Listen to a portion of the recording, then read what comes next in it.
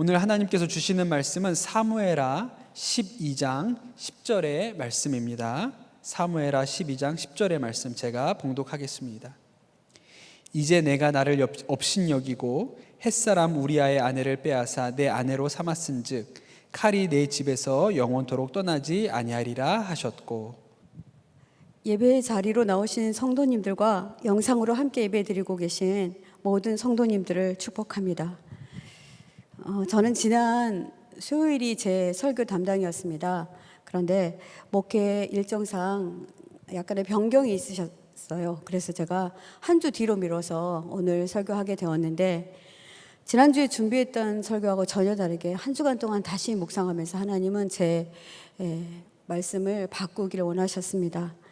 그래서 제가 그 말씀에 순종하고 하나님 왜 이렇게 말씀하시는지, 이것을 왜 전하라고 하시는지 기도하면서 하나님이 그렇게 하신 이유를 알게 되었습니다. 저는 상담실 사역을 하면서 굉장히 많은 사연들과 갖가지 사건과 사연들을 가지고 찾아오시는 성도님들을 마주 대합니다. 그 중에서 가장 많은 부분이 성적인 문제입니다.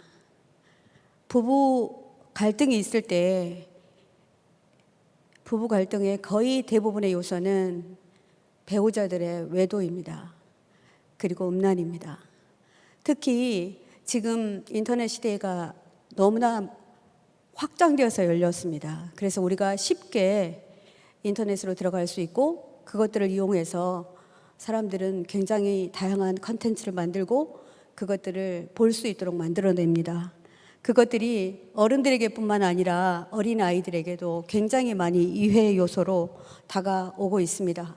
우리가 이것을 준비하지 않으면 우리 모두 사단에게 우리 자녀들을 뺏길지도 모릅니다. 그리고 제가 많은 상담을 하는데 그 상담 중에 대부분이 이제 정신적인 요소를 가지고 오신 분들인데요. 어린 시절에 성폭행을 당했거나 그런 것들을 보았거나 이런 일들을 당한 사람들이 그 문제를 해결하지 못하고 그대로 담아오고 있다가 어느 문제와 함께 부닥칠 때 그것들이 오버랩돼서 나타나는 것이 대부분입니다. 그래서 우리는 오늘 예배를 드리면서 단순히 다윗과 밧세바의 사건을 통해서 우리에게 음란의 사건만 다룬다고 생각하시지 마시고, 오늘 말씀이 우리에게 어떤 범죄가 우리에게 주어질 때 우리가 어떤 죄를 범하고 있는지 그것을 보기를 원합니다. 오늘 말씀은 사무엘하 12장입니다. 사무엘하 12장을 통해서 우리 모두는 하나님 음성을 듣기를 원합니다. 여러분도 잘 아시다시피 다윗이 밧세바와 간음한 후 하나님은 다윗에게 나단 선지자를 보냅니다. 그리고 그를 책망하는 부분이 나옵니다. 자칫하면 우리는 오늘 본문을 통해서 다윗의 간음에만 초점을 맞출 수 있습니다. 그러나 그렇지 않습니다. 성범죄나 음란, 외도 이런 문제는 가문이 흔들리고 가정이 혼란에 빠집니다. 그래서 각 가정들은 순기능을 하지 못하고 역기능으로 빠지게 됩니다. 그러면 본인들의 간음이 자녀에게로 전수된다는 것입니다. 그래서 우리는 이 부분에 대해서 철저하게 관가하지 않아야 합니다. 다윗은 하나님이 직접 선택해서 기름 부으시는 이스라엘의 왕이었습니다. 우리는 성경을 통해서 하나님은 자신의 약속을 반드시 지키시는 분이시고 그 책임을 다하시는 분이라는 것을 알 수 있습니다.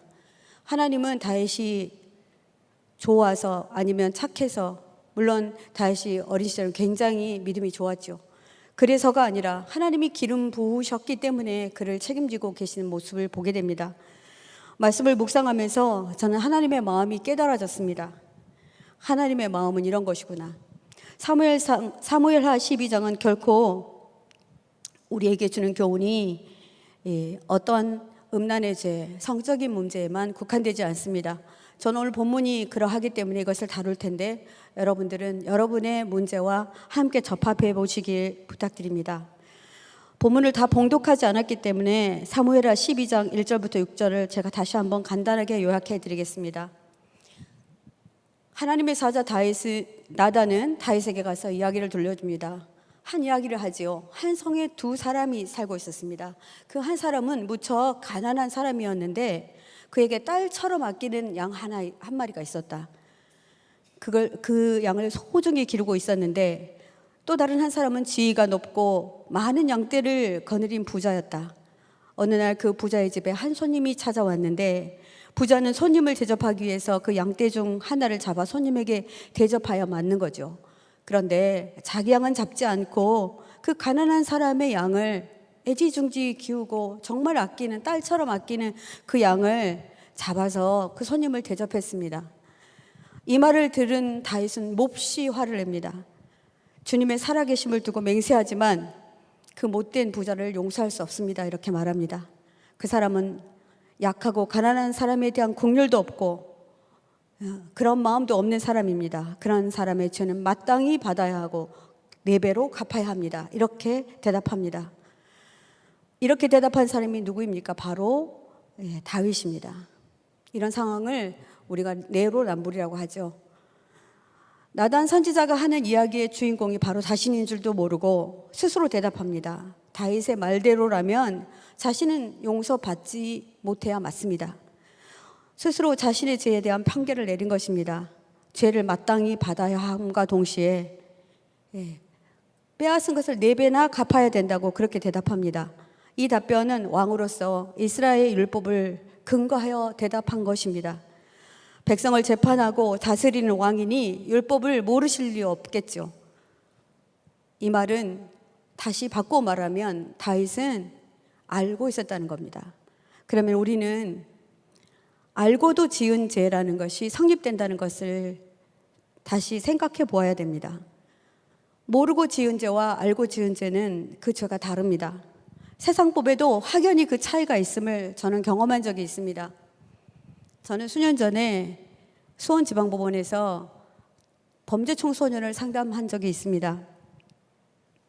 거기서 제가 한날은 일명 찻따기 소년, 찻따기 촉탁 소년을 맡았습니다.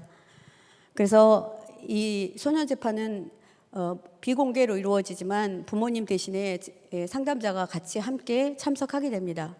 그날 2명의 아이가 재판을 받게 되었는데 제가 맡은 아이는 500원짜리를 훔친 찻따기, 일명 찻따기 소년이었고요. 한 아이는 봉고차를 훔친 아이였습니다. 근데 번복하겠습니다. 오토바이를 훔친 아이였습니다. 근데 오토바이를 훔친 아이가 먼저 재판 판결이 나왔습니다. 판사님은 오토바이를 훔친 아이에게 다시 그렇게 하지 마라. 다시 그렇게 하면 안 된다. 이번에는 보내줄 테니 그렇게 하면 안 된다. 이렇게 말씀하시는 거예요. 그래서 저도 제가 담당하는 아이는 500원밖에 안 훔쳤잖아요. 그러니까 우리 아이도 훈방 조치 해주시겠구나 하고 기다렸습니다. 그런데 웬일입니까? 제가 맡은 500원짜리 훔친 이 아이에게는 1년의 보호 감호 처분이라는 게 있습니다. 1년 동안 제가 보호해야 되고요. 상담자가 보호해야 되고 이 아이가 그때 1년 안에 우리 어른 같으면 집행유예 같은 법입니다. 그런 죄를 다시 범하였을 때는 바로 소년원으로 간다라는 그 처분이 내려진 겁니다. 저는 당연히 부당하다는 생각이 들었습니다. 여러분 생각해 보세요. 500원 훔친 사람하고 오토바이 훔친 사람하고 왜 죄가가 이렇게 바뀝니까? 그래서 저는 우리 판사님께 이렇게 물어봤어요. 선생님, 저 이의가 있습니다. 저 아이는 오토바이 훔쳤는데 훈방해 주시고 제가 맡은 이 아이는 500원밖에 훔치지 않았는데 왜 그러니까 무거운 판결을 내리십니까? 이렇게 물었습니다. 그랬더니 선생님, 저 아이는 오토바이를 훔쳤는데 이번이 처음이요. 그러니 선도 차원에서 훈방한 겁니다. 그러나 선생님이 맡은 저 아이는 이번에 3번째예요. 2번이나 기회를 주었는데도 저 아이가 돌이키지 않으니 법정은 저 아이에게 무거운 형벌을 내릴 수밖에 없습니다. 이렇게 말씀하시는 겁니다. 그래서 제가 나오면서 아이를 한번 꽁 때렸어요. 너 3번째야? 그러지 말았어야지. 500원 훔치고 이게 무슨 일이야? 이렇게 말했습니다. 자, 이 법원에서 판결은 어떤 것이지요? 이미 이렇게 하면 벌 받는다는 것을 아는 것과 그렇지 않은 것이 다르다는 것입니다. 우리는 알고 지은 죄가 그 죄과가 훨씬 무겁다는 것을 잊지 말아야 합니다. 레위기 22장 1절을 보면 사람이 소나 양을 도둑질하여 잡거나 팔면 그는 소 한 마리에 소 5마리로 갚고 양 한 마리에 양 4마리로 갚을지니라. 레위기 22장 1절 말씀입니다. 다윗은 왕이었습니다. 레위기법을 너무 잘 알고 있는 사람이었죠. 나단 선지는 왕이시여 그 사람이 바로 당신입니다 라고 말합니다. 하나님은 용서받을 수 없는 죄를 지은 것을 스스로 고백하게 합니다. 고백하지요?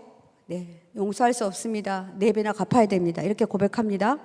어미한 권위의 선언으로 다윗에게 이렇게 말씀하신 겁니다. 용서받지 못할 사람 바로 그 사람이 당신입니다. 바로 나입니다. 다윗에게 내려진 선언, 그 죄인의 선언, 우리 모두 자유할 수 있습니까? 우리가 바로 죄인입니다. 말씀 앞에서 자유로울 사람 여기 누구도 저는 없다고 생각합니다. 오늘 예배를 드리시는 모든 우리 성도님들, 함께 예배 드리시는 온라인상의 성도님들, 이 말씀 앞에 우리가 서시기 바랍니다. 7, 8절에는 나단 선지자는 다윗에게 하나님의 말을 이렇게 전합니다. 어미하게 말씀하실 때는 여호와 하나님 이렇게 말씀하시고 야훼라고 기록되는 것을 성경에는 볼 수 있습니다. 야훼께서 나에게 이렇게 전하라고 하셨습니다. 무서운 경고라는 말씀이시죠. 내가 너를 기름 부어 왕으로 삼고 악한 사울의 손에서 너를 건져냈었다. 사울이 누리던 왕궁을 너에게 주었고 사울의 후궁들도 다 내게 넘겨주었다. 이스라엘 사람과 유다 나라도 다 너에게 주었다. 만일 그것으로 부족하다고 생각했다면 나는 너에게 더 많이 주었을 것이다. 그러할진대 무엇이 부족하여 너를 그토록 따르고 신실한 햇사람 우리의 아내를 취하였느냐. 내가 내게 너의 권위로 백성들을 괴롭히고 빼앗으라고 왕으로 세우지 않았다라고 말씀하십니다. 다윗에게 권위가 화가 되었습니다. 왕자가 화가 되었습니다. 나단 선지자는 다윗에게 하나님이 진노하신 이유를 이렇게 말합니다. 다윗은 자신의 욕정을 채우기 위한 행동이 어떤 죄인지 몰랐던 것 같습니다. 그냥 욕망을 채웠던 것 같습니다. 그런데 하나님은 사무엘하 12장 9절 말씀, 그러한데 어찌하여 내가 여호와의 말씀을 업신여기고 나 보기에 악을 행하였느냐. 내가 칼로 햇사람의 우리아를 치되 암몬 자손을 칼로 죽이고 그의 아내를 빼앗아 내 아내로 삼았도다.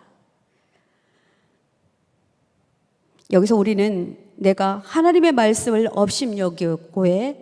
업신여기고라는 이 문장에 집중하여야 합니다. 말씀을 업신여긴 죄가 더 크다는 것입니다. 우리아의 아내를 빼앗고 햇사람 우리아를 암몬 자손의 칼바지로 내몬 것, 이것이 바로 하나님을 업신여긴 죄입니다. 업신여기다라는 원어는 바자라고 발음합니다. 이 말은 누군가를 멸시하고 모욕한다는 뜻입니다. 언약의 말씀을 업신여기는 것이 하나님 보시기에는 무서운 악이라는 것입니다. 하나님 앞에서 하나님을 무시하고 하나님을 멸시하고 모욕한다는 뜻입니다. 하나님은 모세를 통해 십계명을 우리에게 주시고 백성들에게 가르쳐 지키도록 명령하셨습니다. 간음하지 말라, 도둑질하지 말라, 내 이웃의 아내를 탐하지 말라, 살인하지 말라, 4가지나 범한 죄를 범한 겁니다. 신명기 4장 10절 말씀입니다. 여호와께서 그의 언약을 너에게 반포하시고 너에게 지키라 명령하셨으니 곧 십계명이며 2 돌판에 친히 쓰신 것이라. 십계명은 우리가 지켜야 할 법입니다. 이 법을 지키지 않을 때는 우리에게 반드시 그 대가가 치루어집니다. 다윗은 수없이 제사를 드리며 언약은 두 사람 사이 깨질 수 없는 약속임을 잘 알고 있었습니다. 하나님은 다윗에게 언약을 베푸십니다. 이스라엘의 왕으로 삼으시며 그에게 말씀하신 것입니다. 여호와의 언약을 깨트리는 행위는 말씀의 주체이신 하나님을 업신여기는 죄라는 것을 오늘 9절 말씀에 정확하게 말씀해 주시고 있습니다. 10절 말씀 보시겠습니다. 이제 내가 나를 업신여기고 햇사람 우리아의 아내를 빼앗아 내 아내로 삼았은즉 칼이 내 집에서 영원토록 떠나지 아니하리라 하셨고 라고 기록하고 있습니다. 우리는 지금 두 번째 업신여기고 라는 단어를 보시게 될 것입니다. 그런데 이 말씀을 공동 번역으로 제가 다시 한번 읽어드리겠습니다. 내가 어떻게 나를 얕보고 햇사람 우리아의 아내를 내 아내로 삼았느냐. 너의 집안에는 칼부림이 가실 날이 없으리라라고 기록되고 있습니다. 업신여기고 얕보고, 공동 번역에 기록된 것에 보면 약간 다릅니다. 주석에는 이 얕보다는 것과 업신여기다는 것을 달리 기록하고 있는 것을 볼 수 있습니다. 남의 아내를 강탈하는 행위, 이것은 하나님을 얕보는 행위입니다. 우리아는 죽었습니다. 이미 다윗의 아내가 되었지요. 그러나 하나님은 밧세바를 지칭할 때 밧세바는 햇사람 우리아의 아내라고 말합니다. 빼앗으면 다 내 것이 아닙니다. 내가 빼앗았다고 너의 소유가 아니다라고 분명하게 말씀하시고 계신 것입니다. 저는 하나님이 다윗에게 무척 화가 나 있는 이유를 알게 되었습니다. 저는 상담의 현장에서 많은 남편들의 외도 때문에 죽어가는 아내들을 만납니다. 그들은 삶이 아닙니다.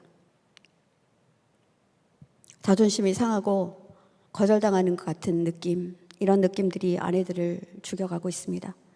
또 아내들의 외도 때문에 남편들이 자존감이 무너지는 사연들을 듣습니다.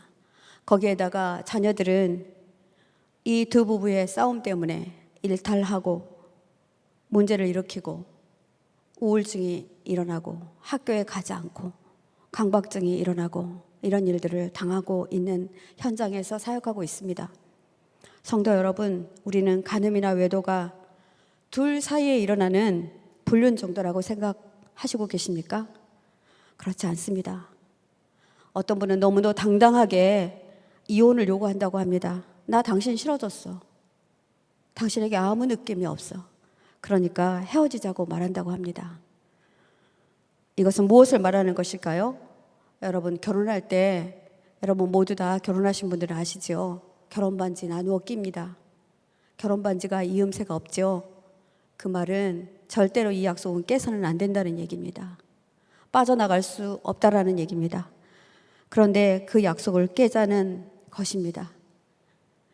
목사님이 주례해 주시고 결혼식 때 말씀을 분명히 받았던 부부도 있습니다. 그런 분들도 이런 말을 합니다.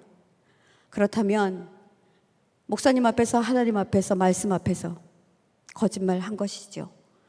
함부로 그 약속을 깨버리는 행위는 하나님을 얕보는 행위입니다.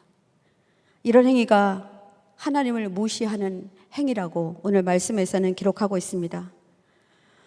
하나님을 얕보는 죄가 일어나는 결과는 여러분들 다 아십니다.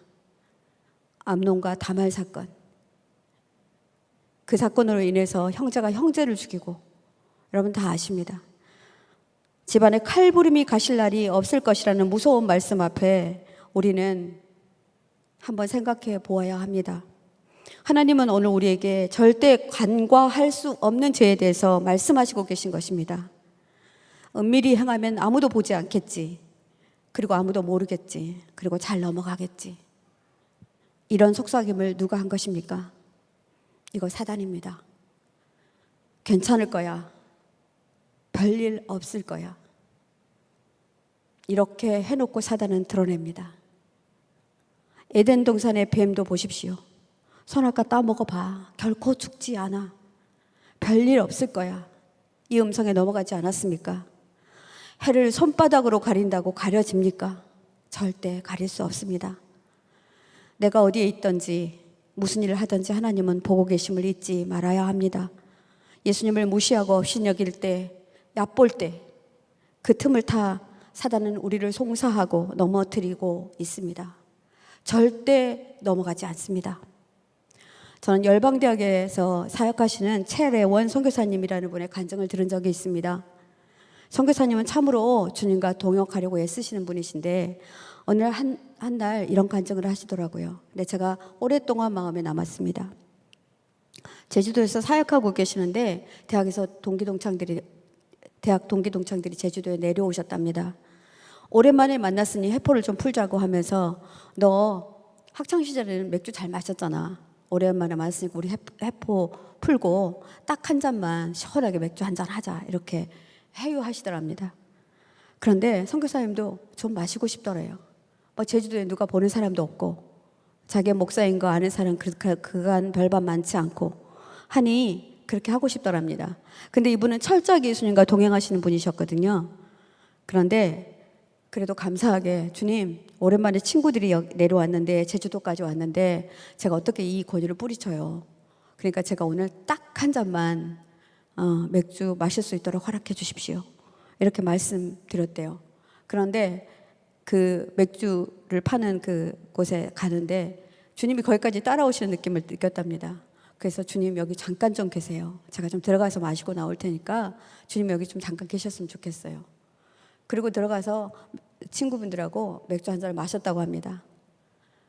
예수님은 꼬박 잃어버리고 마시고 나오는데 자기가 잠깐 기다리시라고 했던 예수님이 생각나서 예수님 저 잘 마시고 나왔습니다. 그랬더니 주님이 자기 마음에 시원하대? 이렇게 물으시더래요.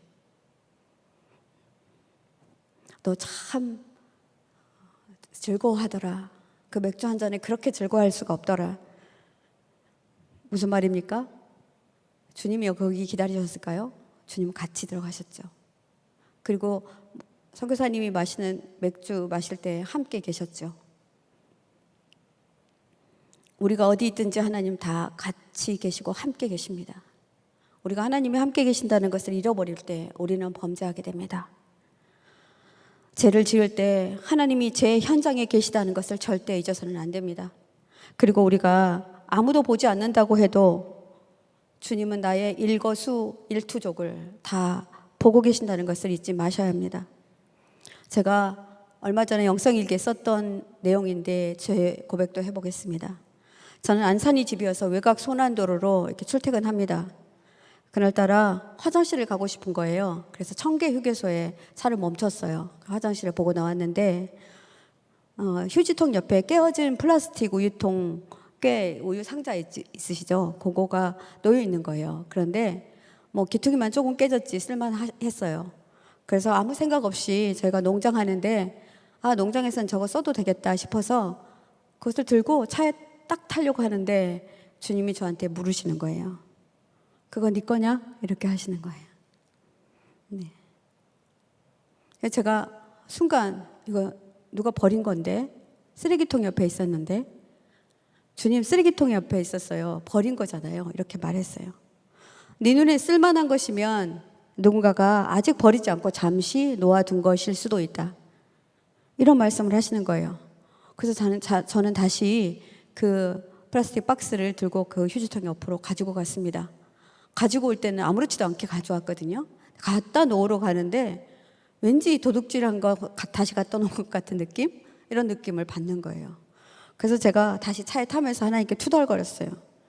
하나님은 이제 길에서 주운 쓰레기통 하나에도 제 일을 다 간섭하시는군요. 이렇게 말씀드렸어요. 그랬더니 주님 제 마음에 이런 말씀을 하셨습니다. 작은 것에 조심해라. 자, 여러분, 우리가 주님과 동행하지 않으면, 주님과 함께하지 않으면, 주님이 나와 함께 늘 계시는 것을 기억하지 않으면 이런 일들이 벌어집니다. 그날 저는 그 내용을 영성일기에 적었습니다. 매 순간 주님과 동행하지 않으면 내 소견에 오른 대로 행동할 수 있습니다. 회개의 글을 올렸습니다. 다윗이 우리아의 아내를 범할 때 그가 하나님을 생각했다면 이런 일이 일어날 수 있었을까요? 다윗과 바세바 사건을 통해서 우리는 우리의 삶을 돌아보아야 합니다. 나는 하나님을 얕보지 않았나요? 아무도 보고 있지 않는다는 생각에 죄를 저지르지 않았나요? 하나님은 내 안에 계시기 때문에, 나와 한 몸이기 때문에 내가 가는 곳에 하나님이 계시잖아요. 그러니 아무도 보지 않아도 주님은 똑바로 보시고 계신다는 사실입니다. 우리 모두 다시 한번 기억해 주셨으면 감사하겠습니다. 아무도 모르게 은밀히 죄를 짓고 그 죄를 감추려 하는 순간 사단은 우리를 넘어뜨릴 계략을 세웁니다.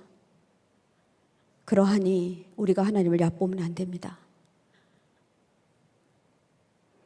하나님은 죄를 용서하십니다. 그죠? 죄는 용서하시는 분이십니다. 그러나 하나님을 업신여긴 죄, 하나님을 얕보는 죄 용서하시지 않습니다. 세 번째는 다윗이 지은 죄에 무엇이 문제였을까요? 14절 말씀입니다. 이 일로 말미암아 여호와의 원수가 크게 비방할 거리를 얻게 하였으니, 이렇게 기록하고 있습니다. 다윗이 지은 죄로 원수들이 비방할 거리를 우리가 제공한 겁니다.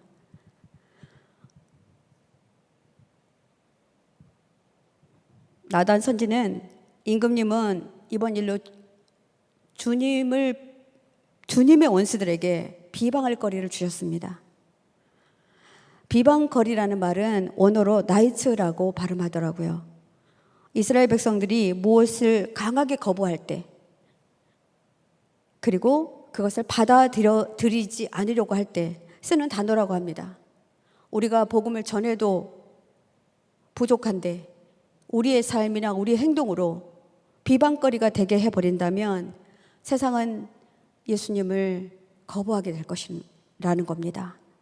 세상은 하나님의 백성들의 작은 꼬투리도 비방합니다. 그렇죠? 목사님들이 조그만 잘못을 하면 어떻게 됩니까? 난리가 납니다. 저도 상담 현장에서 제가 다니던 교회 어떤 장로님은요, 막 이런 얘기 하시는 분 계세요. 우리 권사님, 장로님, 다 성도님 다 직책 갖고 계시죠? 우리가 하는 일, 행동 하나하나 일거수일투족이 전부 다 어떤 사람에게는 그 비방거리의 대상이 된다라는 것입니다. 우리가 잘못하는 것이 하나님을 업신여김을 당하게 하는 일이기 때문에 우리가 하지 않아야 한다고 말하고 있습니다. 한 사람이 하나님의 사람으로 살아내지 못한다면 여호와의 원수에게 비방거리를 만들게 됩니다. 세상은 믿는 사람들에게 비방할 거리를 찾아서 하나님을 거부하는 데 혈안이 되어 있습니다. 우리의 행동이 믿지 않는 사람이나 다른 종교인들에게 비방거리의 빌미를 제공해서는 안 되지 않겠습니까? 에스겔서 16장 59절 말씀 보면 주 여호와가 이같이 말하노라. 내가 맹세를 멸시하여 언약을 배반하였은즉 내가 내 행한 대로 내가 행하리라. 이렇게 말씀하시고 계십니다. 우리는 하나님이 다윗에게 화가 난 이유가 따로 있다는 것을 잊지 마시기 바랍니다. 하나님을 업신여기고 얕보고 비방거리가 되게 한 죄, 이 죄가 크다는 것을 나단 선지를 통해서 말씀하시고 싶어 하셨습니다. 12절 말씀입니다. 너는 은밀히 행했으나 나는 온 이스라엘 앞에서 백주의 이 일을 행하리라 하셨나이다 하니, 하나님은 어떤 일은 오히려 드러내서 해결하시는 방법을 취하시곤 합니다. 그 이유는 뭘까요? 저는 설교를 준비하면서 하나님을 업신여기는 죄는 반드시 그 대가를 치러야 하는구나 생각되어지며 두려운 마음이 들었습니다. 여기서 한자도 써내려갈 수가 없더라고요. 설교 말씀을. 여러분도 그렇지 않습니까? 그렇다면 하나님은 다윗에게 왜 이 대가를 반드시 치르게 하실까요? 인간은 죄를 짓고 하나님과 멀어지면 예배하지 못하기 때문입니다. 우리의 죄악이 드러나는 것 결코 재앙이 아닙니다. 제가 외도 상담을 하면서 한 형제에게 이렇게 말했습니다. 아내에게 말씀하세요. 너무 가혹하다고 하셨습니다. 당신의 죄는 반드시 드러날 겁니다. 그러니 말씀하시고 제 용서를 구하십시오. 그 형제 그렇게 하시겠다고 하셨습니다. 근데 그 아내가 용서하지 않았을까요? 아닙니다. 말해줘서 고맙다고 했답니다. 근데 아내는 아팠죠. 많이 아팠습니다. 상처도 남고 흔적도 남아 있을 것입니다. 그래서 제가 그 아내에게 이렇게 말해 주었습니다. 당신의 남편이 이 죄로 인해서 하나님을 멀리하는 것을 선택하실 거예요? 아니면 당신의 남편이 외도를 고백하고 당신 품으로 돌아와서 다시 하나님의 백성으로 사는 것을 선택하실 겁니까? 라고 물었습니다. 아내는 당연히 선택을 잘 하셨죠. 저는 감사하다고 말했습니다. 지금 많이 좋아지셨습니다. 부모가 자식을 징계할 때 부모의 책망 안에는 반드시 사랑이 동시에 들어 있습니다. 저는 하나님이 나단 선지자를 다윗에게 보내서 책망하시는 것 같지만 다윗을 살리고 계시는 하나님의 사랑을 보았습니다. 이것을 알아차려야 합니다. 하나님의 공의로우심은 믿는 자녀에게는 사랑의 채찍입니다. 그러나 믿지 않는 자에게는 엄한 징벌이 되겠지요. 이 시간 함께 예배드리는 저와 성도 여러분, 우리 죄가 있다면 빨리 드러내고 용서를 구해야 합니다. 다윗에게 귀한 점은 선지자 나단의 말에 그대로 곧바로 즉시 시인합니다. 다윗이 나단에게 이르되 내가 여호와께 범죄하였노라 하매 나단이 다윗에게 말하되 그 말과 동시에 여호와께서도 당신의 죄를 사하셨나니 당신이 죽지 아니하려니와. 네, 하나님을 거역한 죄는 죽음에 마땅한 죄예요. 그런데 다윗이 내가 여호와께 범죄하였습니다라고 말하는 순간 기다렸다는 듯이 나단 선지는 여호와께서도 당신의 죄를 사하셨습니다라고 말씀하시는 겁니다. 여러분, 이게 은혜입니다. 주님, 제가 여호와께 범죄하였습니다. 이렇게 말씀드리고 목숨을 구하는 여러분과 제가 되시기 바랍니다. 유대법은 왕이라도 피해갈 수 없는 법입니다. 왕인이 더더욱 덮어주면 안 되겠지요. 그래서 하나님은 들추어 내신 것입니다. 하나님은 나단 선지를 보낼 때 다윗의 문제를 드러내려고만 했을까요? 아닙니다.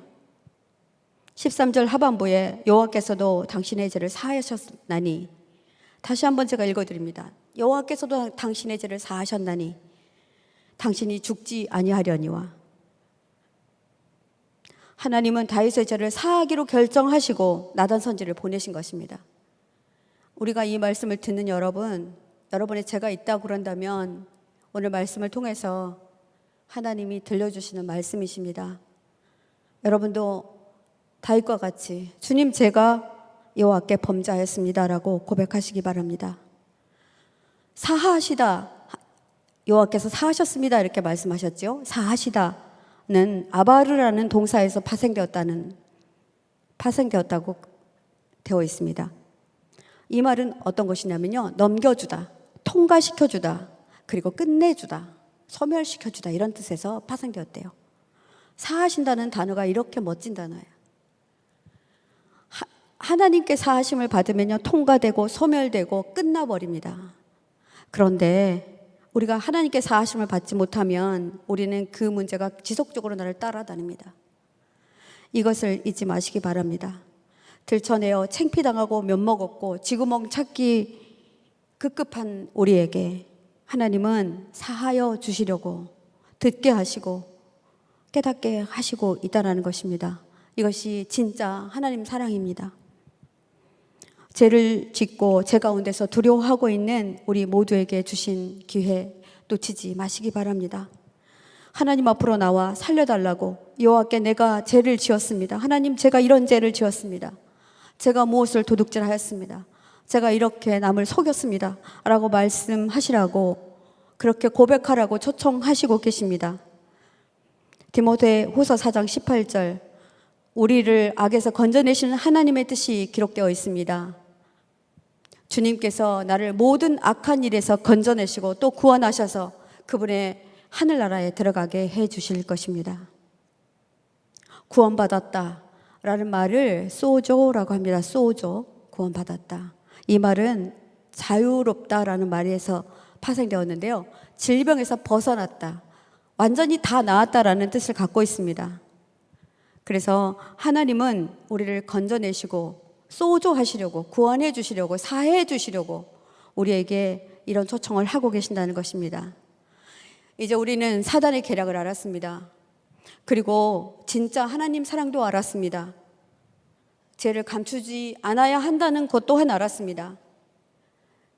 우리가 죄를 짓는 것은 하나님 앞에서 지은 죄이기 때문에 하나님을 업신 여긴 죄, 얕본 죄, 비방거리가 되게 한 죄를 낱낱이 고백하고 사단이 우리의 죄를 송사하기 전에 먼저 악에서 소조하시기 바랍니다. 주님은 이 시간 우리 모두를 회개의 자리로 초청하고 계십니다. 나의 어떠한 죄를 주님 용서해 주십시오. 저를 건져 주십시오. 저를 사하여 주십시오. 두렵지만 제가 나의 죄를 십자가 앞에 가지고 나아가겠습니다. 또 우리 가족의 누구누구의 죄를 용서해 주십시오. 이렇게 기도하셔도 되겠습니다. 용서의 자리, 은혜의 자리로 오신 여러분, 오늘 이 기회가 여러분에게 주어지는 하나님의 은혜의 자리입니다. 우리 찬양 정결한 마음 내게 주시옵소서 찬양 부르신 후에 함께 기도하시도록 하겠습니다.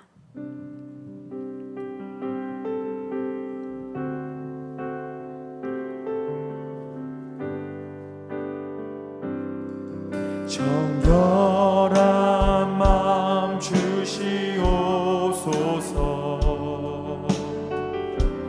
오 주님, 정직한 영을 새롭게 하소서.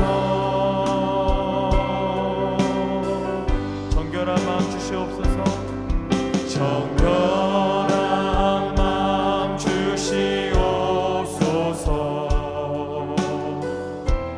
오 주님,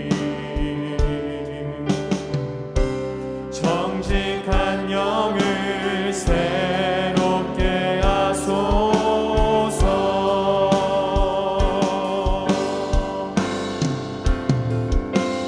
나를 주님 앞에서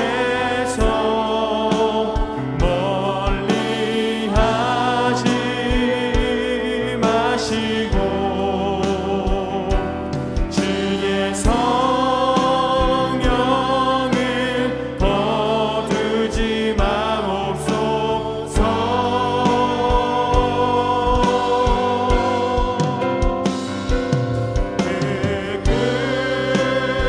구원의 기쁨 다시 회복시키시고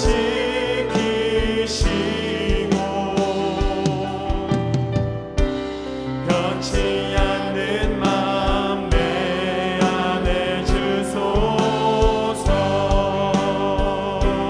나를 주님 앞에서 나를 주님 앞에서 멀리 하지 마시고 주의 성령을 거두지 마옵소서.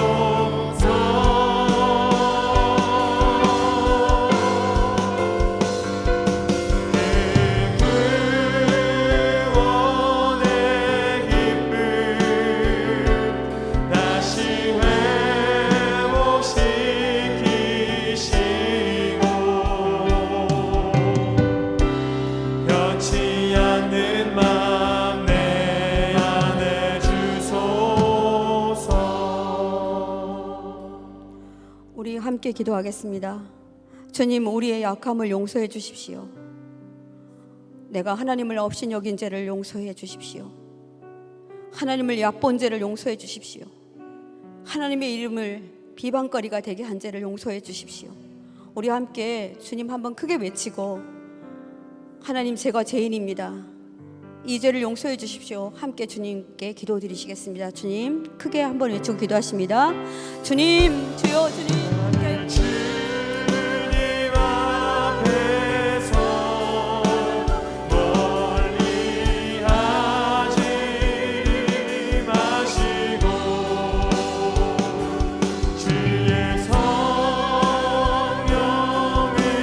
거두지 마옵소서.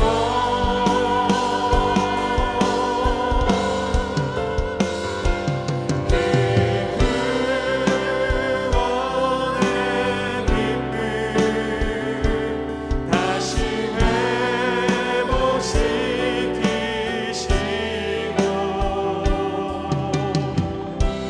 변치 않는 마음 내 안에 주소서.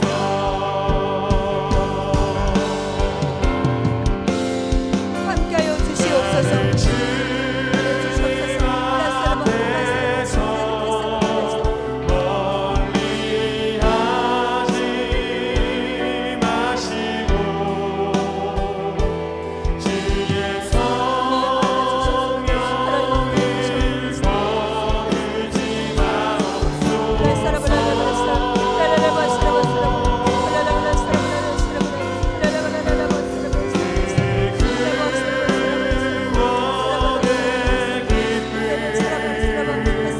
다시 회복시키시고 변치 않는 마음 내 안에 주소서. 한 번 더 기도하겠습니다. 우리는 하나님의 벌하시는 것을 두려워합니다. 그러나 책망 받아야 되면 받아야 한다고 생각합니다. 그 이유는 하나님은 죄에 그 초점이 있지 않기 때문입니다. 우리를 돌이켜서 하나님과의 관계를 개선하시고자 하시는 하나님, 소통하시고자 하시는 하나님, 용서로 자유하게 하시려는 하나님의 그 은혜 앞에 나아가기를 결단하시기 바랍니다. 이 기도 하실 때 가족 중에서나 지인 중에서도 이런 분들이 계신다면 함께 기도하시겠습니다. 기도하시다가 개인 기도로 계속해서 기도하시겠습니다. 주님 한 번 더 부르시고 크게 기도하시겠습니다. 하나님, 주님, 하나님이 벌하시는